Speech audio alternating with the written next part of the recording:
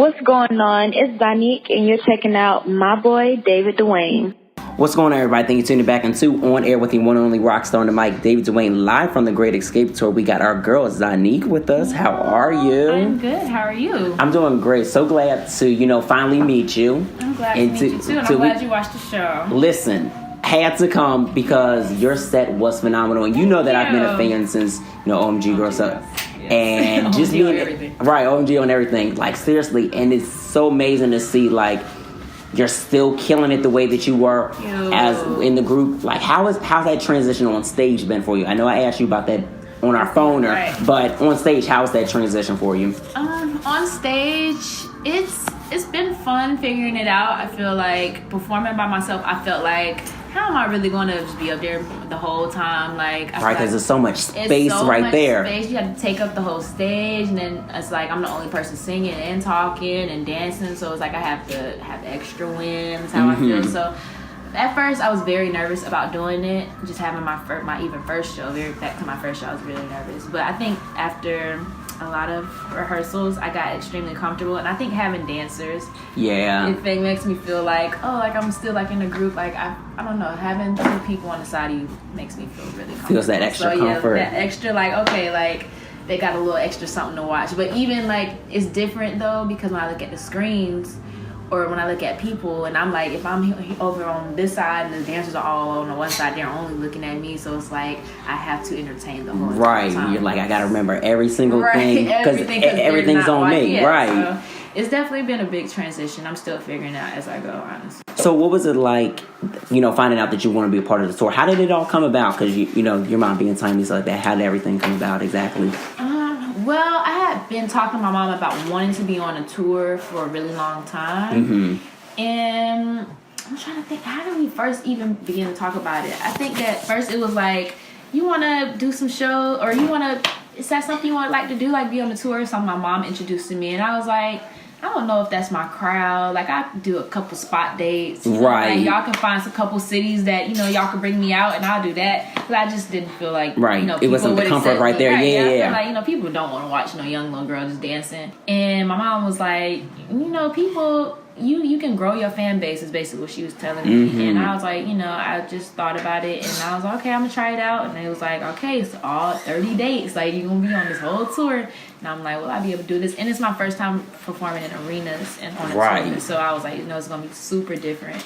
Well, wait, with the group, you guys did perform in arenas. Did we? Yeah, for real? Not really. No. Not a lot of them. I feel like maybe one. A few of them. Like Essence. I mean, was that they do in New Orleans? Essence, yeah. Essence Fest. That was like a arena. And a couple, but like not tour. Like not like tour, they was big, but they wasn't arena big. So that's pretty much how she introduced it to me. And I was like, ask the girls, because I know my mom, she gonna go down for me. But it's like, I want you to just be like, I'm bringing my daughter on, and everybody not with it. So she asked all the girls, and they was like, oh yeah, for sure. And that's how it just came all about. Wow, that's amazing. And how would you say like the response has been, with you being a part of this tour? The response has been really good. Actually, I haven't got anything bad. I feel like people, even if they don't bring their kids, I feel like they watch me and they feel like, this is something that I feel like my kid could go to see like, by themselves, or like I feel like they learn or grow to love me in a way.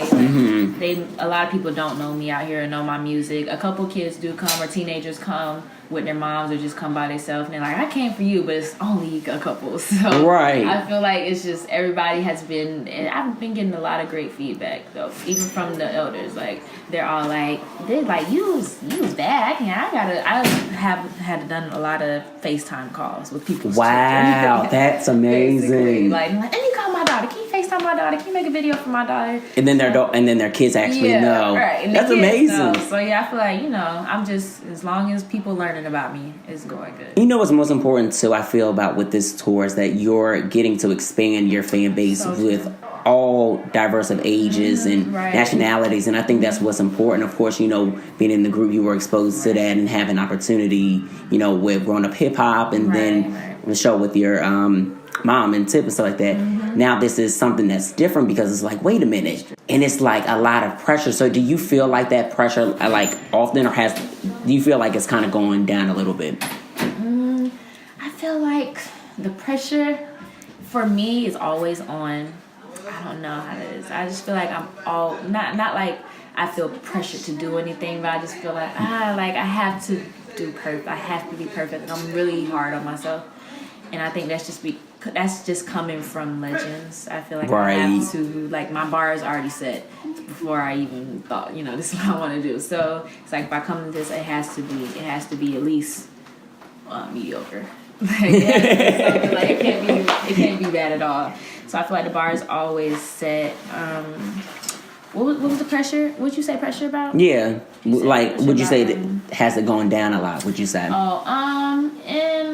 In a way though, yeah. I feel like the more I get comfortable, the more I don't feel like pressure's on tonight. I feel like this tour I've gotten a lot more comfortable. Right. Even being a solo artist and performing for sure. Because before this tour, I wasn't really performing as a solo artist. Right. I had one performance in Atlanta at the Pride Festival, and then little stuff at Fresh Empire, and I do one song, but never like a full show. Right. So this is like very different. Absolutely. So you teased me about the Should Have Been music video. Yes. And it is amazing. For those who haven't seen it, tell them about the concept for it, because it's an amazing video. Well, the concept for the Should Have Been video, we wanted it to look like I had just got my heart broken in a way, but I have to be fly and rich and not caring. So we found this nice house that I could just make it look like, I'm living here and this man just broke my heart. But it's like I'm better off without him, basically, is what video's going on. And it's just a lot of really visual looks. I was really going for glam looks. We're really in Patience. I was really, really focused on looks too. I love having dope looks, but for this one I felt like I didn't want to do too much dance. I didn't want to do a dance break or something. I always do dance breaks. Right. I wanted it to be kind of intimate and go with the song. So I feel like showing that personal side of you, yeah. So basically, that's what that was going on. Giving a little story without any lines. And I think that's an amazing story to tell, because you've been in relationships recently, so like that, and gone through that. What have you learned from being able to transition relationships and love into your music now? Transitioning love into when I make music. Yeah. What I've learned is it's easy to what I've learned is when it comes to my relationships and when I go through things, I feel like I need to do more of writing how I feel right then and there out. Right. Because when it comes to making songs about things that I go through, I never do it right after things happen. So I always forget. So you tend to wait. Yeah, I wait, and then for me, I'm one of those people who I don't care about a lot of things. I just brush things off. Mm-hmm. So I can feel a certain way about something. I can have a big argument. I can feel away for an hour or a day maybe. And then after that, it's I don't really feel I don't even care anymore. So I've learned to really write how I feel down. So that when it comes to writing it, I can actually come from a real place and not I was heartbroken, but I'm really not anymore. Right. I don't get stuck writing. I'm I don't even feel away no more. How was I feeling? So yeah.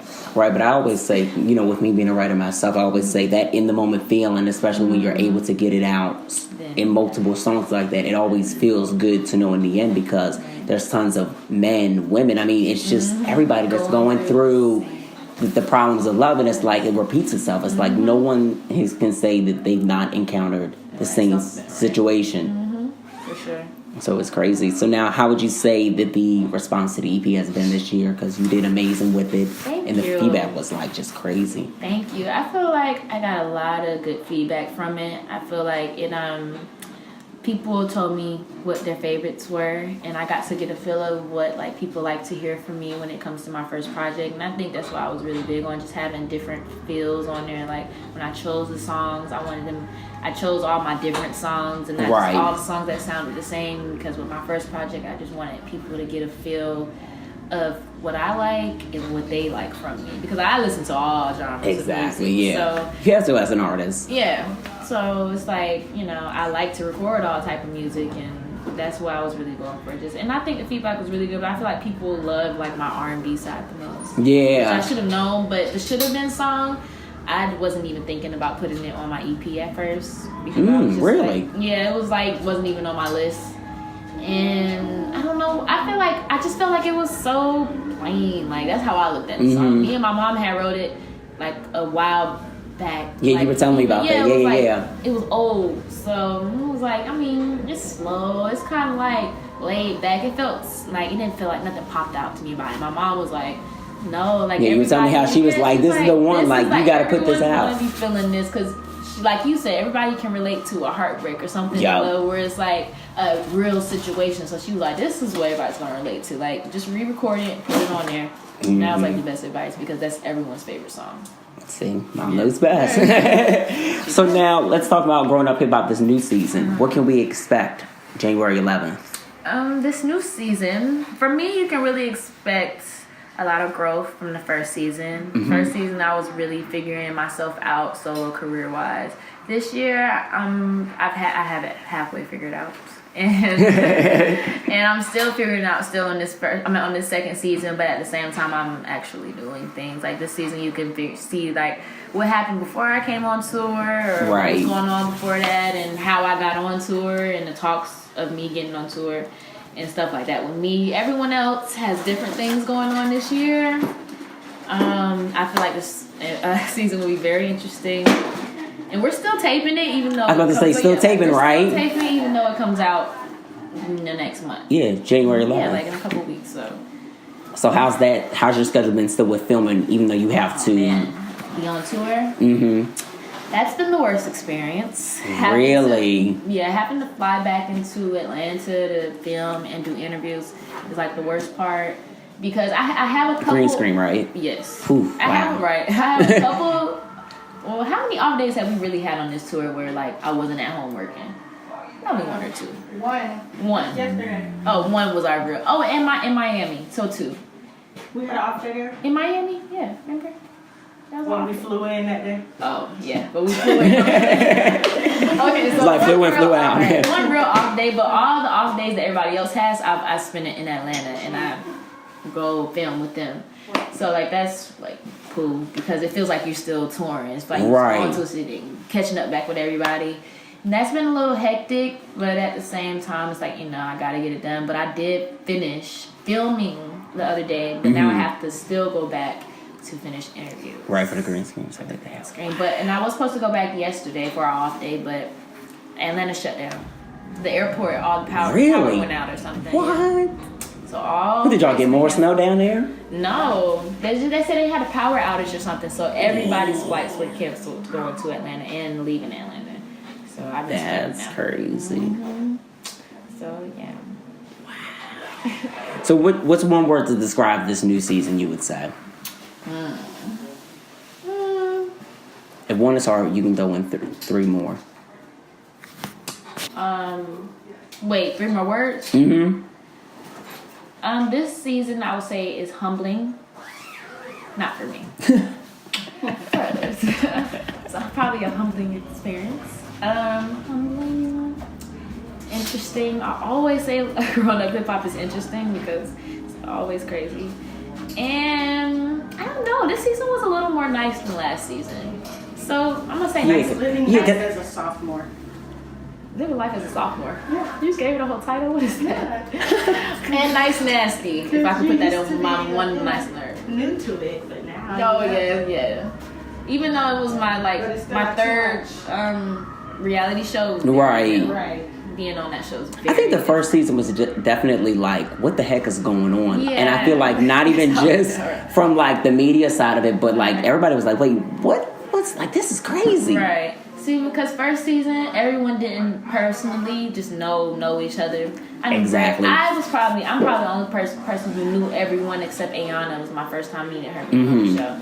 Everyone I knew, but I just wasn't super close with, other than Reginae. Right. So first season, it was a little easier for us all to kind of, let's just come and meet each other, or they're like, well, when you do reality TV, they're like, we're filming here today, so we all like, cool, we don't know each other, let's all go there, and it turned into this big mess. Now this season, it's like, I I gotta film with who? I'm not going up there because Exactly. we know each other. Right. So it's like I ain't doing that. This season was definitely a little bit different, but I feel like everybody kind of became more friends this season. Okay. Like, because so everything is more together. Yeah, I would say. So it's not more. So it's less of them trying to be like, oh yeah, you know, we want y'all to do this kind of thing. Right. It's it's kind of like you say it was more organic. Definitely, because nobody was going this season. Nobody was going for anything that producers had to say. Like. No, that's a good thing. Yeah. Because a lot of these reality shows, whether it's Love and Hip Hop, Growing Up Hip Hop, whatever it is, right. nobody wants to have to deal with the producers being like, oh, well, we want y'all to do this and you can meet with so-and-so. No, I don't like him. I don't even like them. Why are y'all keep doing this? Who cares about the liquor and everything else y'all are trying to provide here? It's not going to happen. Right. That's exactly how this season was in the sum up. So now, I didn't get a chance to ask you during our phone interview, but we're doing a special segment for Prince and stuff like that. So, you know, being the great artist that he was, how would you say, like, he's inspired you? What were your favorite songs from him? Prince has inspired me with just being a different artist. I feel like I was never, like... I was young when Prince was out, so like Michael Jackson was my growing up, like, oh, this person is like it, but Prince like was my auntie's favorite, so she always taught me so much about Prince. And when Prince came on in the car, this is her mom, so she when Prince came on, it was like she was in a whole different world. She was really at the concert anytime. We always take these trips to Orlando, and she would play Prince halfway there, and it was like she was at a concert and just listening to it. I was like, this, like, he's so talented and different, right? And he can do just about anything with his voice, and he's not afraid to do, like, he just pushed the limits. And I feel like Prince, like, after Prince really passed is when I was like, let me figure out like everything about Prince, and right? I really got into it. I'm like, wow, like, what have I been missing my whole life? Like, Prince was really always pushing the boundaries, and that's what I feel like he inspired me to do. Like, even when it comes to music, I want to do different sounds. Yeah. I just want to sound different, just because it's like, I feel like he definitely has shown me that. And Prince, I remember my auntie always said, like, when Prince walks by, it's like everybody stops. Yeah, it's just like a different like, aura. It's and when I was younger, after she told me that, I never forgot it. And I was in BET Awards with Tip a long time ago, and when I was with OMG Girls, and Prince came out, he had a cane and a like glittered down suit, and he was walking with his cane, and everyone literally stopped talking. We was backstage with the what are the vans things that people sit in, you know? Oh yeah. And everybody's literally out there just talking, and he comes out, he's walking into the awards, and everyone, even me, just turned around and just watched him walk past. And then after he walked and was gone, I was like, oh, we're all back to normal. I was like, wow, like, that's real. Yeah, that's real. He demanded so much, yes. and he deserved to. And he for sure deserved. Prince, very iconic. I have a Prince book now with all his pictures in it. So do I. It's like right on my bed. I'm just like, I need inspo, Prince. Yeah. It's crazy because one night it just like fell. What? I was like, oh no, I would have been. I was shook. I was like, is Prince in this room right now? So what's next for you in 2018? Can we expect another EP, or can we expect the album?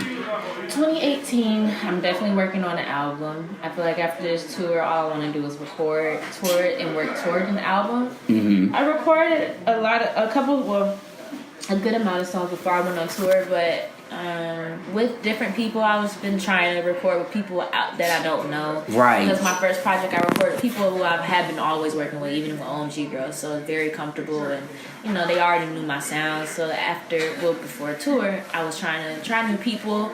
And I think now that I've done that, after tour, I want to go back to people I know and some people that I just want to work with. Right, like, that way you get a good mixture. So I get a good mix, and I really do some stuff that I want to, make some music that I would like to make.